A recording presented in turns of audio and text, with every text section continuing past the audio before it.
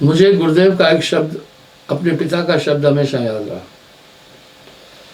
जब 10 साल के अंतराल में एक बार मैं गया, मुझसे उन्होंने पूछा, सभी बेटों में से मुझसे ज्यादा प्यार करते थे।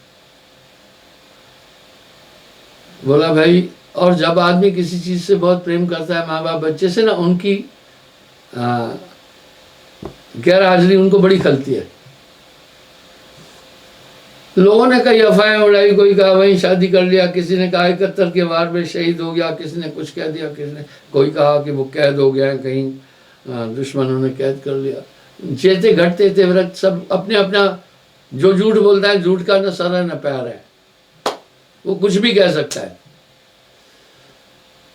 जब मैं पहुंचा, पहले तो मुझे पहचाना ही नहीं माता पिता ने, भाई छोटे थे, उनको विश्वास दिलाने में मुझे 3-4 दिन लगे। बोला फिर तुम आए क्यों नहीं? मेरी माँ मुझे कहने लगी हमें ढाढ़स दिलाने के लिए तुम्हें किसी ने भेजा है ना। मैं बोला देखो माँ, तुम मेरी माँ हो, अगर तुम नहीं पहचानोगी तो फिर क्या बताऊं मैं। बोला अपनी भाषा भी नहीं बोल रहे हो।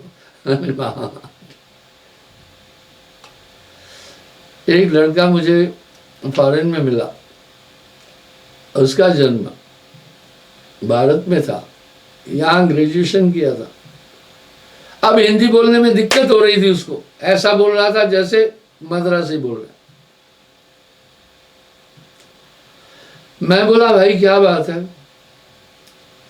बोला गुरुजी दरअसल वहां रहकर वहां की भाषा में मैं रम गया, तो अब मुझे हिंदी बोलने में शब्दों को टटोलना पड़ता है।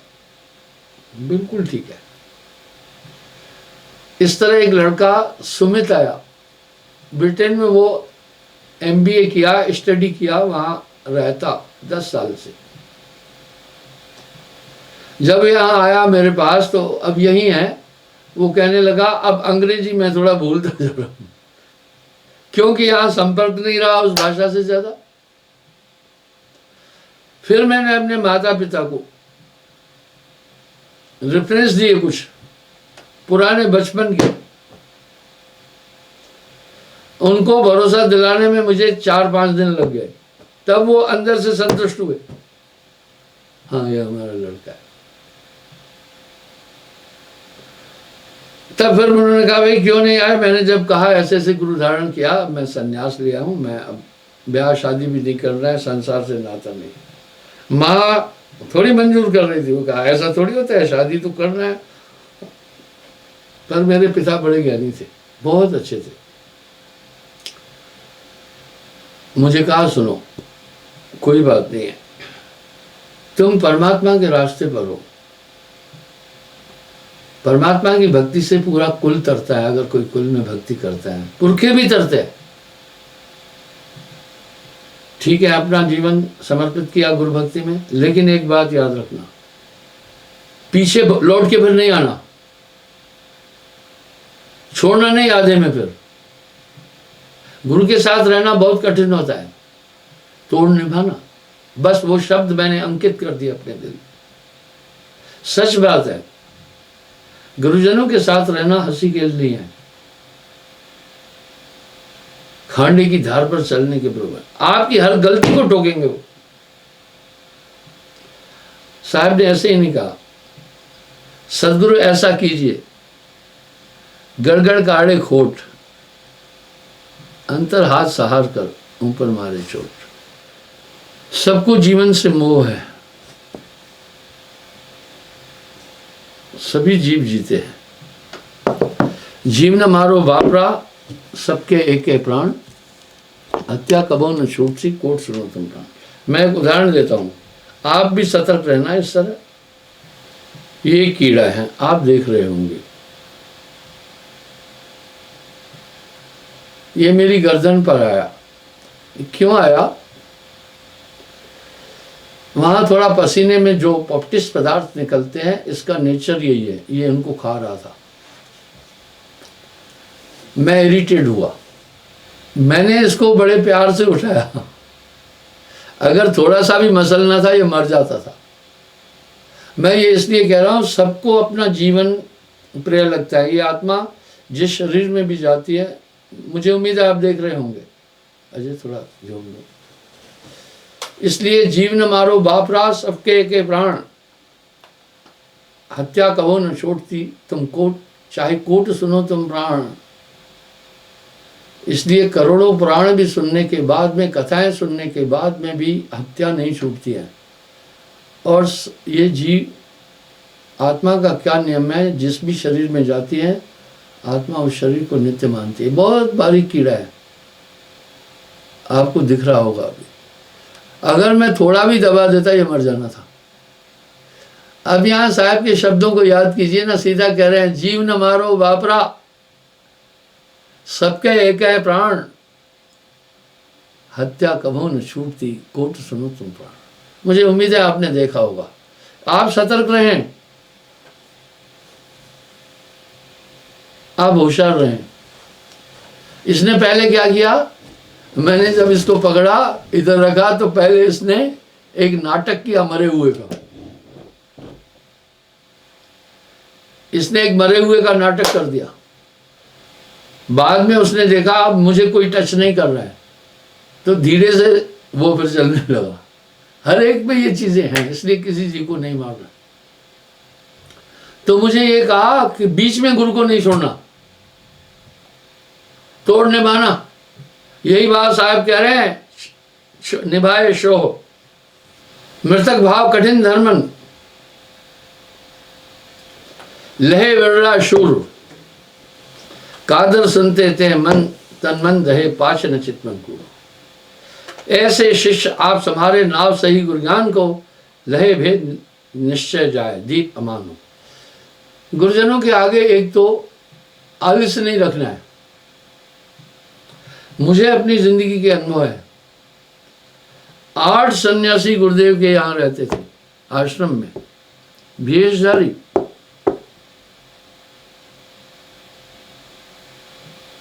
वो दुनिया और बाल बच्चे छोड़कर आए थे, एक भी नहीं टिका।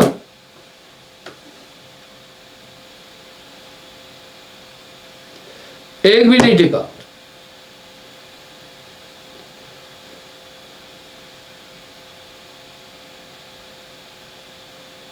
लय भेद भेदी भेद निश्चय जाय दीप अमानो।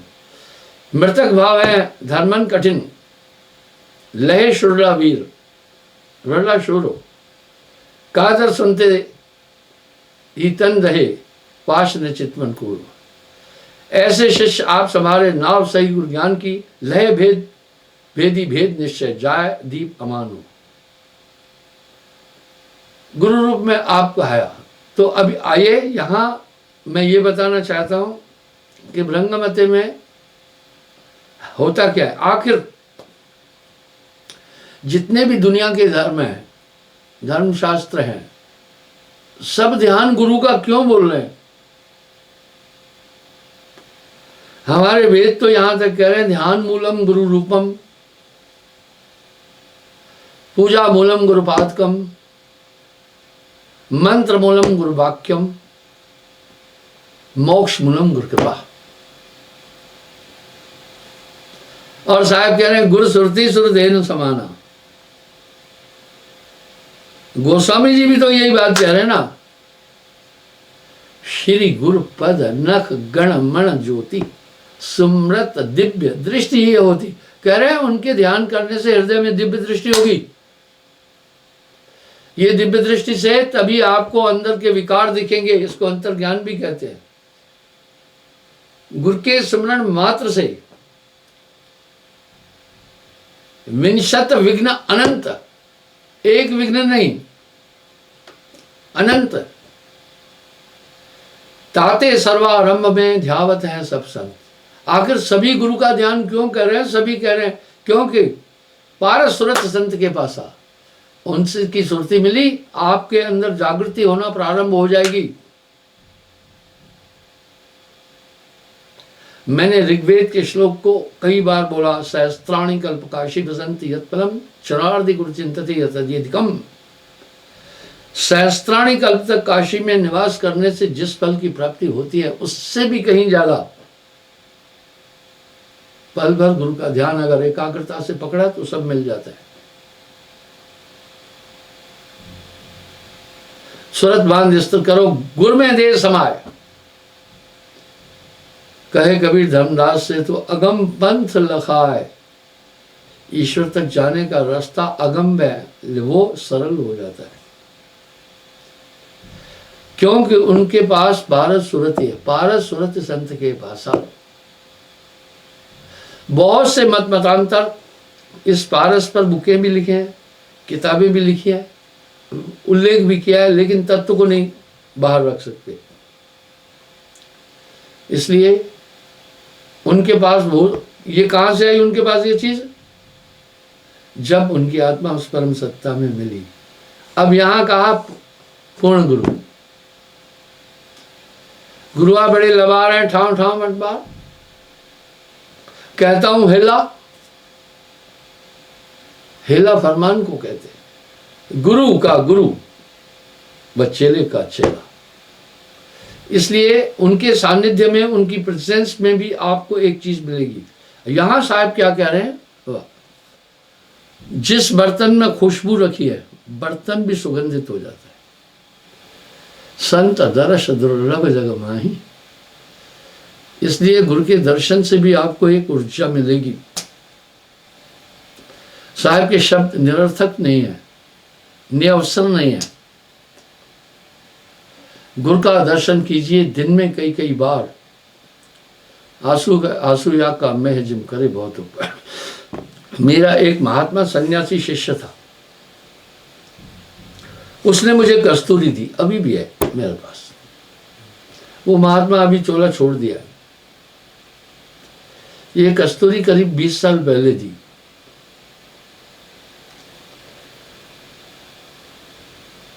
उस समय नेपाल में राजवंश का राज्य था। तो उसने कहा, मैंने नेपाल की रानी की ट्रीटमेंट की थी। वो महात्मा औषधियों का बड़ा ज्ञाता भी था। उसने प्रसन्न होकर के ये मुझे कस्तूरी दी। गुरुजी ये बड़ी दुर्लभ है।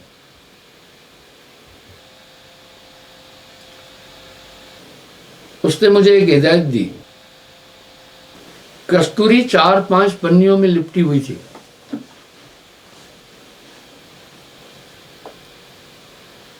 उसके बाद एक डब्बी में थी। मुझे कहा, गुरुजी कस्तूरी को आप कभी डायरेक्ट नहीं सूंघना।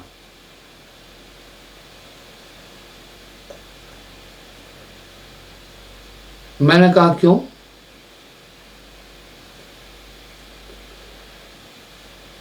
बोला, गुरुजी कस्तूरी इतनी गर्म होती है, इसकी तासीर ब्लड आ जाएगा। इसलिए आप देखना, हींग के व्यापारी जो है, हींग को 6-7 पन्नियों में रखते हैं।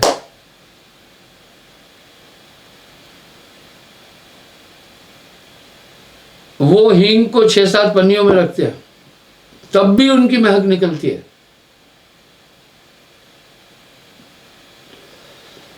मैं लोगों को कई बार वो कस्तूरी दिखाई है।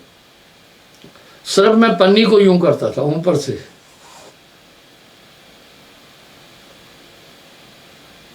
खुशबू लाजवाब होती थी, अभी भी है। फिर मैं अपना हाथ दूसरे आदमी के हाथ को ऐसे टच करता था, उसके पास खुशबू हो जाती थी। मैं फिर उस आदमी को कहता था, दूसरे को कहो वो तुम्हारा हाथ टच करे, सिर्फ उसके पास में पहुंच जाती थी। आप सोचें, कस्तूरी तो पन्नी नहीं थी ना, उसने पन्नी पर भी अपना प्रभाव डाला। एक पन्नी नहीं, कई पन्नियां थी उसके अंदर है।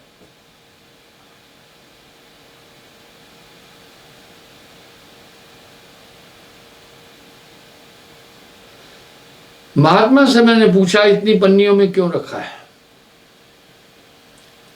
और सही जो खुशबू है वो कस्तूरी की खुशबू से बढ़कर कोई खुशबू नहीं है। फिर फूलों की है, नेचुरल है।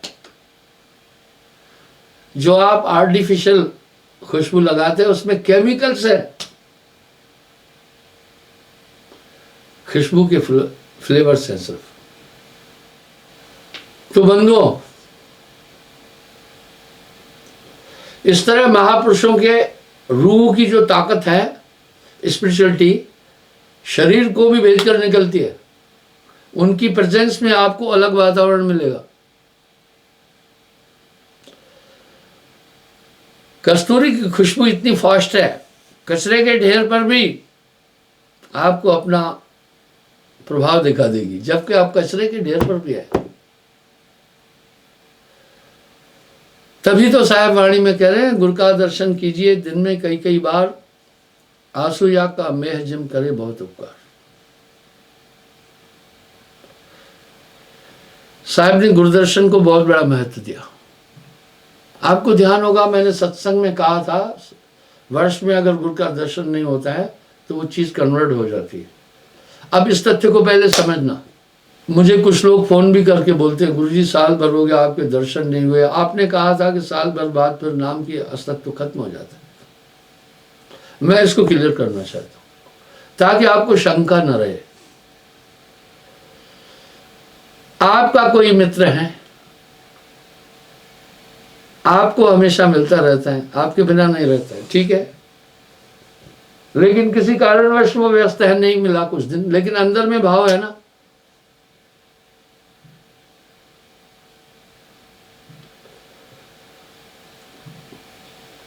लेकिन वो मिले ही नहीं और भाव ही खत्म हो जाए, तब ये बात होती है। वो क्या है, जब दीक्षा लेने के बाद सक्षमता हो, संभवता हो, तो भी गुरु के पास नहीं आता है। इसका मतलब है साल भर में भी नहीं आया, इसका मतलब है वो अंदर से डिस्कनेक्ट हो गया।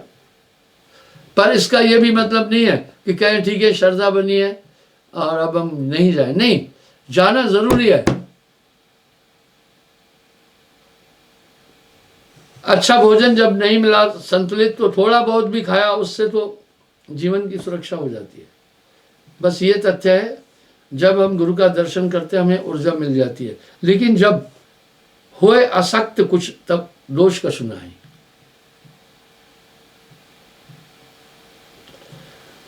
यहां साहब कह रहे हैं जब असक्त हो जाते हैं फिर कोई दोष नहीं है। इसलिए आप ये वहम अब दिल में नहीं पालना और ये भी नहीं सोचना अभी दोबारा साहब से जाकर नाम लें, ये गलत है। कुछ लोग गलती करके आते हैं, चुपके से फिर नामदान के लिए बैठ जाते हैं, सोचते हैं वो चीज अब चली गई हमारी। नहीं, ये समाधान नहीं है। अपने दोष को बताकर प्रायश्चित करें। ये नहीं कि दोबारा नाम लें तो उसका हल है, नहीं हल है। तो इस तरह से आप ये वहम नहीं रखना कि आप साल भर में मुझसे नहीं मिल पाए, आपकी वो ताकत खत्म हो गई। नहीं, ये परिस्थिति ऐसी थी। होए आसक्त दोष कछु नहीं, यथाशक्ति जन चूके नहीं। अपने सामर्थ्य भर चूकना नहीं है। हो आसक्त दोष कछु नहीं। साहब ने हर चीज का समाधान बोला है। इसलिए फिर मैं आपसे मुलाकात भी कर रहा हूँ, प्रत्यक्ष में भी मिल रहा हूँ। बस आप नियम गुरु का शब्द। अब साहब क्या कह रहे हैं, जो गुरु निकट निवास कर तो सेवा दर्शन नित्य, जो कहूँ अंतःवास हो तो ध्यान किए हुए हित। कह रहे अगर गुरु पास में है तो फिर कैसा ध्यान, सेवा करो, गुरु का दर्शन करो। अगर कहीं दूर है उस अवस्था में ध्यान करना है। गुरु सामने बैठा हुआ है, आप ध्यान कर रहे, किसका ध्यान कर रहे हो आप? फिर किसका ध्यान कर रहे हो? ध्यान मूलम गुरु रूपम। तो एक ये वहम नहीं रखना। तो इस तरह से मैं आज भृंगमते पर बोला, पर मैं पूरा नहीं बोल पाया। इसलिए एक ऊर्जा गुरु के अंदर आती है, वो ऊर्जा थ्रू कंसंट्रेशन आप में ड्रॉप करता है, और जैसे अपने शब्द से भृंगा कीट को अपने वर्ण में बदल देता है, इस तरह गुरु बदलता है। गुरु सिकली कर कीजिए, मन है मस्कला दे, जन्म जन्म का मोर्चा पल में डाले धोए। साहेब।